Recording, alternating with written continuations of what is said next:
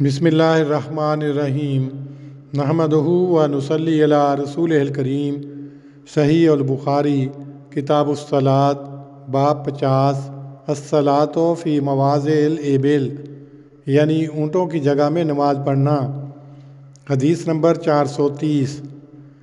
नाफ़े से रवायत है, उन्होंने कहा, मैंने हज़रत इब्ने उमर रज़ियल्लाहु अन्हुमा को अपने ऊँट के पास नमाज़ पढ़ते हुए देखा और उन्होंने कहा कि मैंने नबी सल्लल्लाहु अलैहि वसल्लम को भी ऐसा करते देखा।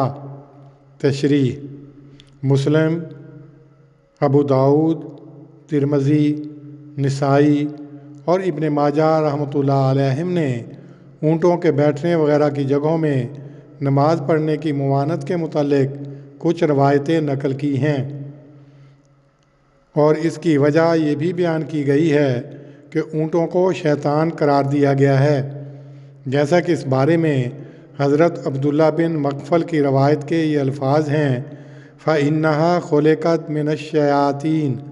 इब्ने माजा किताबुल मसाजिद। इमाम बुखारी इस बाब की ज़ैल में जो रवायत लाए हैं उसका मफ़हूम तो ये है कि नबी सल्लल्लाहु अलैहि वसल्लम अपने ऊँट के सामने नमाज़ पढ़ा करते थे, मगर इमाम मौसूफ़ इससे ज़िम्नन मुशारुन अलैहा रवायात को रद्द कर रहे हैं, इसलिए कि शैतान को सामने रखकर नमाज नहीं पढ़ी जाती। चूँकि वो रवायतें इमाम मौसूफ़ की शराइत सेहत व एतबार के मुताबिक न थीं, इसलिए उन्हें नज़रअंदाज कर दिया है। उन्होंने जहाँ ये रवायतें रद्द की हैं वहाँ ज़िम्नन ये भी साबित किया है कि ऊँटों के बैठने की जगहों में नमाज पढ़ना जायज़ है।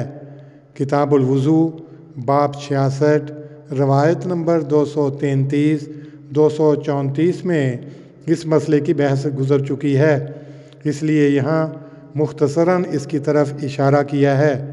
अल्लाहुम्मा सल्लि अला मुहम्मदिन व अला आलि मुहम्मद कमा सल्लैता अला इब्राहीम व अला आलि इब्राहीम इन्नका हमीदुम मजीद। अल्लाहुम्मा बारिक अला मुहम्मदिन व अला आलि मुहम्मद कमा बारकता अला इब्राहीम व अला आलि इब्राहीम इन्नका हमीदुम मजीद।